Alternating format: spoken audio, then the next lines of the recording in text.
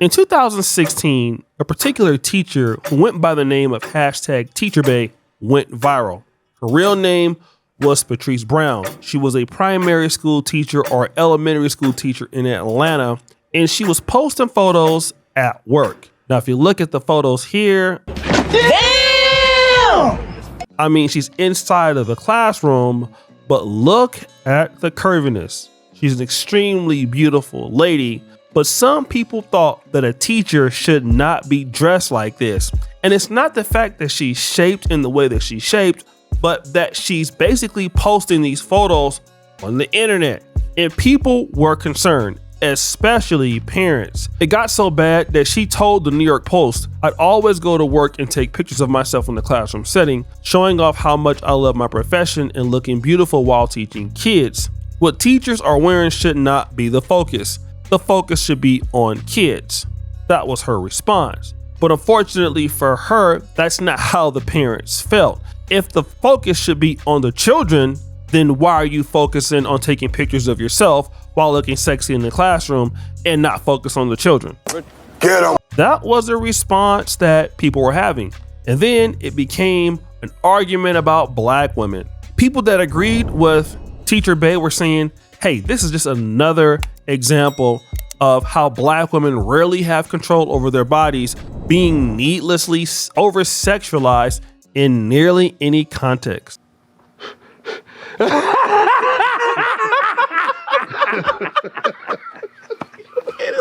Now, this is interesting because if you go to her Instagram, she doesn't really post pictures anymore. I believe that she's married now. You can still see that while the pictures are not so bad, it is sexually tempting a little bit. So one can infer that yes, the way that she's taking these photos, she's trying to sexualize herself, especially with regards to where she's teaching at.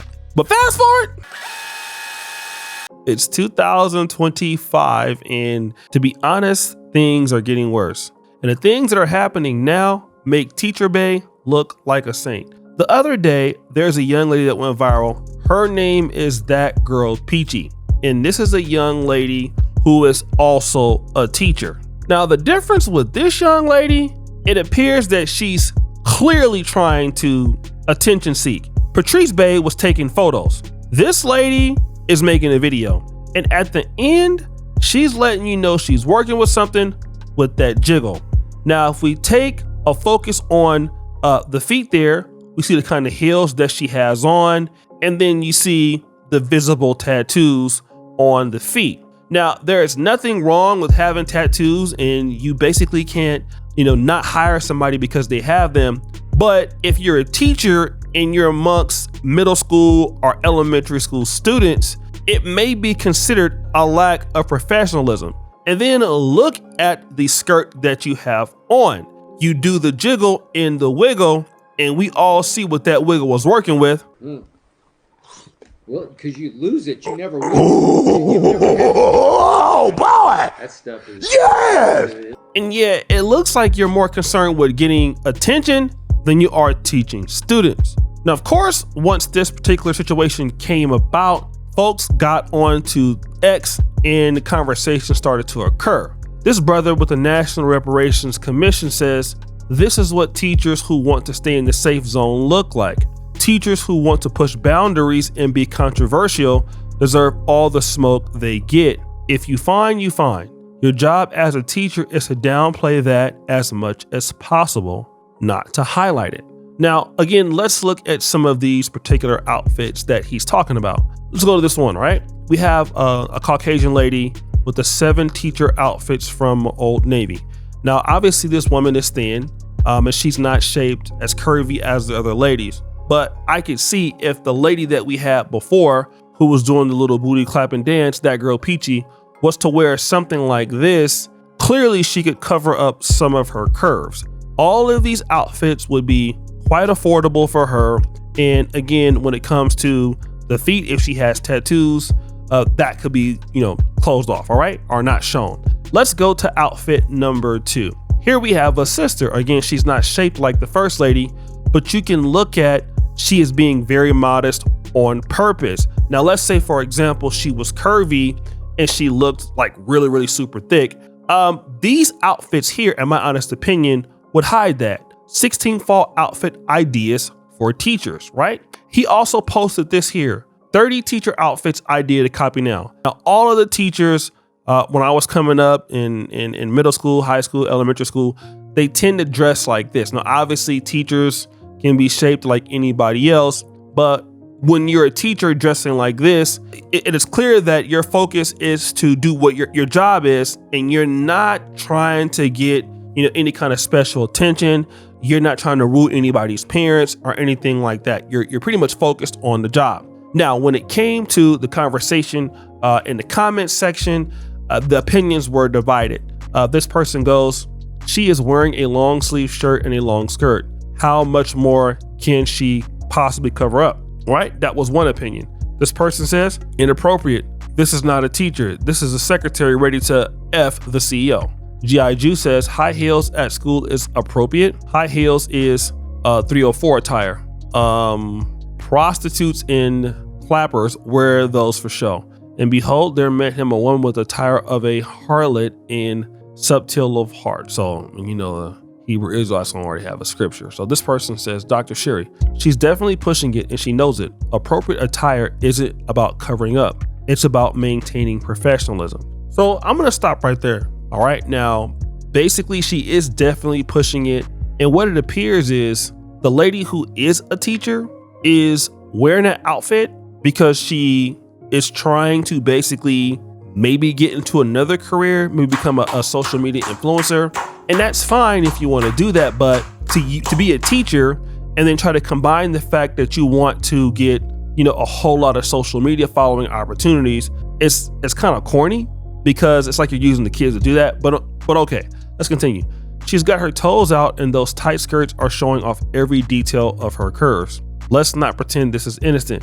She's playing us and it's not cool. Now, for me, I honestly believe that she's a very, very beautiful lady. And don't get me wrong, I wish I had a chance to holler at her. But yes, the young lady definitely knows that she's blessed. And the fact that she's a teacher, which is kind of taboo, and she looks like that, it will help her go viral even more because it's like, oh, well, a woman that looked like you is actually a teacher. Well, damn, like it's even monetizable, right? Opportunities can open up because we're not used to a teacher looking like that. And I believe she's actually right. Now, another person says this, Crypto Drizzy. Why don't Black American women see an issue with dressing this way around children? White women from other cultures do. Now, I thought this was very interesting. And this is not to say that all Black women dress like this, but I want to get to this point in just a moment, right? So we'll come back to that. This person, Claire, says, I think her shoes could have been more teacher friendly, but her outfit looks fine. Skirt is long sleeve shirts. I don't see the problem. She can't leave her ass at home. It's not about leaving her ass at home. It's about doing the jiggle and then putting it on TikTok for everybody to know that you're clapping it up. I want to focus on this particular part. Unemployment for Black women is above 6%, and if this was happening to any other demographic in the United States of America, we would be talking about it constantly. So I'm going to talk about it a little bit. Since February of this year, unemployment rates for Black women have increased month over month by at least 0.5 to 1%, which is huge. It is estimated by the Bureau of Labor and Statistics that between February and March, when the bulk of federal layoffs happened in the first round, Black women lost 250,000 plus jobs. That's huge. I think it needs to be explicitly said that it's not an accident that the president's administration has been targeting DEI as well as the federal workforce because Black women are overrepresented in those job categories and in that workforce. And the targeting of those two sectors was a deliberate choice that was made in order to increase unemployment amongst Black people and specifically Black women. So again, as you know, Black women have been losing jobs in America, okay? This year, they've been losing more jobs than any other ethnic group. Now, again, the guy says, why don't Black American women see an issue with dressing this way around children while women from other cultures do? Now, I think what the point is that this guy is trying to make is, why are black women doing something that other women don't do? Now, this is something that I've noticed when it comes to black American women in particular. Black women are not as docile in the workplace as maybe some other groups. When you look at white women, Asian women, as far as how they come to work and how they dress. Out of all groups that I see, I honestly believe that black women are going to push the needle a lot more. They're gonna have a lot more self-expression in their clothes. Some could even say maybe in their sexuality and when they're at work, and more likely to challenge or push the issue, as one of the commenters said, right? The other groups of women are gonna try to downplay that a little bit more. This is not to say that other groups of women don't do that, but black women, when you see teachers that are like really thick or are working with something, you're typically seeing black women push the needle more with that. And that means that black women operate with more independent thinking outside of the box of how they wanna look. And that's also fine. But the reason why I think a lot of sisters are more prone to get fired is because when you work for somebody else, you don't have the ability to self-express as much as you want.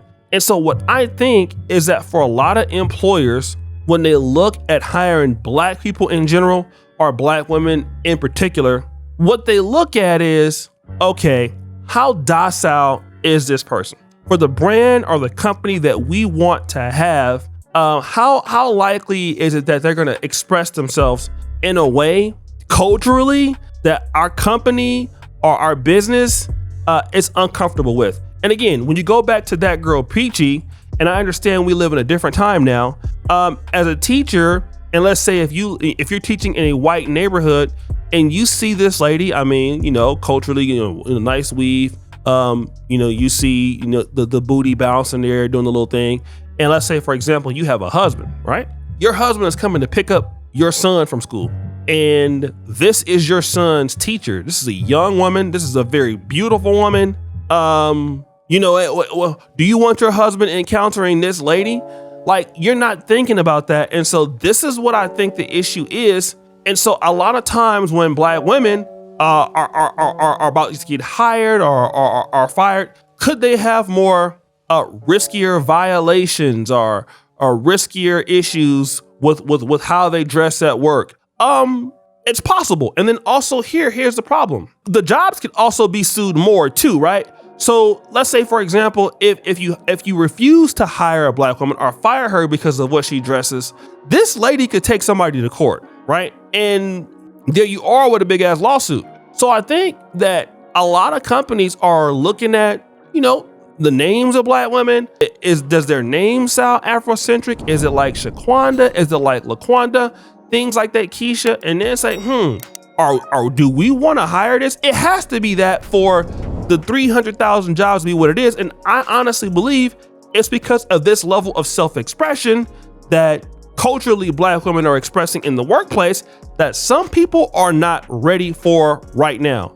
And that could be their hair, it could be the way they're dressing. But ultimately, I feel like a lot of people are just not comfortable, especially if you're not working in the black community. If you're working in Detroit and stuff like that, but once you start working with people's kids, that are affluent, they're gonna have a problem with this. And then again, it does look like, okay, you're using the fact that you work with kids, basically to blow up in a new genre or in a new niche to get to where you really want to go. So when I see somebody posting this, it's like, look, boo, you really don't want to teach. You want to do something else, but you're using the fact that you are a teacher to go ahead and blow up. So guys, what do you think? It's your boy Oshay D. Jackson back at it again with another episode of The Celebrity Junkyard, which you should follow. You do subscribe to the bell. We're out.